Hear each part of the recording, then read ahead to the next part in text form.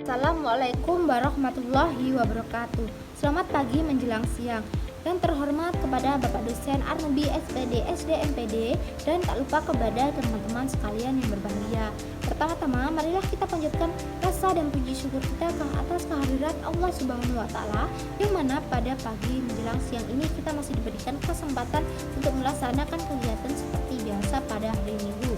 Nah, di sini saya akan memperkenalkan diri saya. Perkenalkan, nama saya Ayu Sawitri yang bertugas sebagai moderator dalam diskusi mengenai materi kegiatan belajar 2 warga negara yang berpartisipatif. Nah, kemudian saya akan mengenalkan anggota-anggota dari kelompok kami. Yang pertama ada Ibu Dharma, ada Ibu Erni, Ibu Maya, Ibu Dian, Bapak Anggi, dan yang terakhir ada Bapak Fahri. Nah, baiklah teman-teman, kita langsung saja melalui sesi yang pertama, yaitu pembukaan. Sebelum kita buka, marilah kita membaca basmalah bersama-sama. Selanjutnya yaitu pemaparan materi yang akan disampaikan oleh teman-teman kita melalui video berikut. Baiklah, di sini kami akan memaparkan materi di kegiatan belajar 2 warga negara yang partisipatif. A. Pengertian partisipasi. Apa sih itu partisipasi? Nah, partisipasi ini dimaknai sebagai keterlibatan atau keikutsertaan warga negara dalam kehidupan berbangsa dan bernegara. Partisipasi merupakan salah satu ciri warga negara yang baik. Tidak ada alasan warga negara untuk tidak ikut berpartisipasi dalam kehidupan bermasyarakat, karena partisipasi ini merupakan keharusan bagi warga negara sebagai pemilik kedaulatan. Tanpa adanya partisipasi warga masyarakat, maka kehidupan demokrasi di Indonesia ini akan terhambat dalam perkembangannya. B. Partisipasi politik. Apa arti partisipasi politik itu? Partisipasi politik itu adalah keterlibatan warga negara dalam kehidupan politik yang mana disesuaikan dengan kemampuannya yang dimiliki masing-masing warga negara. Partisipasi politik secara teoritis dibedakan ke dalam 2 bagian, yaitu partisipasi politik konvensional dan partisipasi non-konvensional. Konvensional dianggap sebagai kegiatan partisipasi politik yang normal dalam negara demokrasi modern. Sedangkan bentuk non-konvensional adalah bentuk partisipasi politik yang pada umumnya dianggap ilegal karena di dalamnya penuh dengan kekerasan dan bersifat revolusioner. Itu tentang beberapa contoh perwujudan manifestasi partisipasi politik. Yang pertama yaitu mengkritisi secara arif terhadap kebijakan pemerintah. Nah, yang dimaksud adalah respon dan kritik yang diwujudkan masyarakat ini melalui berbagai kegiatan masyarakat, diantaranya yaitu melalui kegiatan demonstrasi atau unjuk rasa secara damai dan secara konstitusional dalam menyikapi berita. Yang kedua yaitu aktif dalam bidang politik. Apa sih itu partai politik? Nah, partai politik ini adalah suatu kelompok yang terorganisir yang anggota-anggotanya itu mempunyai orientasi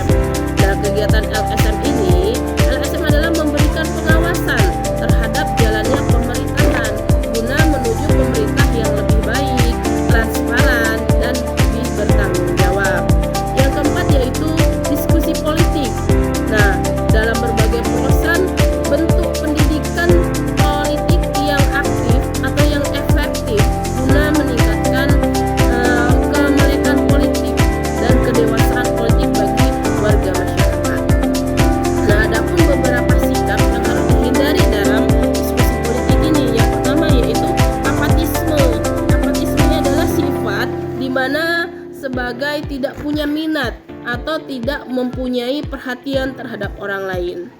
Nah, yang kedua yaitu sinisme. Sinisme ini merupakan sifat perasaan yang menghayati tindakan motif orang lain dengan rasa penuh kecurigaan. Yang ketiga itu alienasi.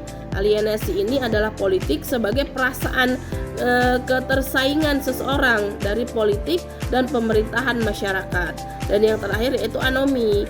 Anomi ini perasaan di mana perasaan kehilangan nilai dan ketiadaan arah dalam diri individu tersebut. C. Partisipasi sosial. Sebagai warga negara, partisipasi sosial adalah bentuk keterlibatan kita dalam kehidupan masyarakat. Hal ini penting karena kita hidup dalam lingkungan yang saling membutuhkan satu sama lain. Partisipasi sosial yang baik harus didukung oleh kepekaan sosial. Artinya, kita perlu memiliki kemampuan untuk cepat tanggap terhadap masalah-masalah yang terjadi di masyarakat.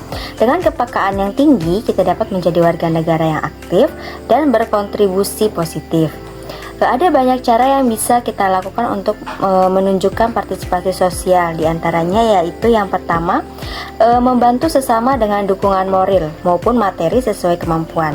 Yang kedua itu ikut mencari solusi atas permasalahan masyarakat. Yang ketiga, menjadi motor penggerak perubahan, bukan malah menjadi beban masyarakat. Yang keempat, berpartisipasi dalam kerja bakti atau gotong royong. Yang kelima, menjaga keamanan dan ketertiban, misalnya ikut siskampling atau mendukung petugas keamanan. Dan yang keenam ada menjaga persatuan dan kesatuan dengan mendahulukan kepentingan umum di atas kepentingan pribadi. Namun partisipasi sosial yang kita harus lakukan dilandasi dengan kesadaran dan komitmen yang kuat sebagai anggota masyarakat. Dengan begitu, kontribusi kita akan membawa dampak positif bagi lingkungan sekitar. Jadi, mari kita wujudkan partisipasi sosial dalam kehidupan sehari-hari untuk menciptakan masyarakat yang harmonis, aman, dan sejahtera. D. Partisipasi dalam bidang ekonomi. Partisipasi dalam bidang ekonomi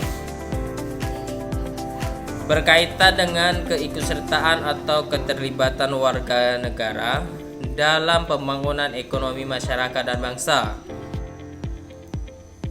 Partisipasi dalam bidang ekonomi yang dilakukan setiap warga negara dapat mendorong atau memacu pertumbuhan serta perkembangan ekonomi yang mapan. Contoh partisipasi dalam bidang ekonomi di lingkungan masyarakat sebagai berikut. Yang pertama, membayar pajak sesuai dengan ketentuan dan peraturan hukum yang berlaku. Yang kedua, hemat dan cermat dalam menggunakan anggaran belanja sesuai dengan kebutuhan. Tiga, mensosialisasikan gerakan menabung untuk jaminan kehidupan masa yang akan datang. 4. Menyisihkan sebagian harta untuk kepentingan warga masyarakat lain yang lebih membutuhkan. 5. Bagi pejabat publik tidak menggunakan fasilitas negara untuk keperluan atau kepentingan sendiri dan kepentingan keluarga serta kerabat terdekat. 6. Jika mungkin dapat menghimpun modal untuk kepentingan membangun lapangan kerja baru yang diharapkan dapat menyerap tenaga untuk mengurangi angka pengangguran. 7. Mengembangkan jiwa kewirausahaan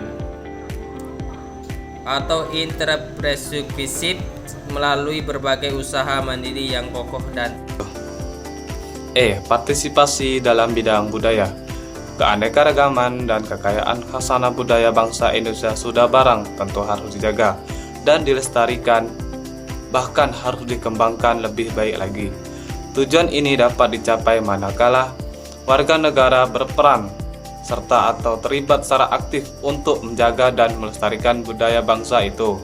Beberapa contoh sikap dan perilaku yang mencerminkan partisipasi dalam bidang budaya yaitu 1. Menghilangkan etnosentrisme dan chauvinisme.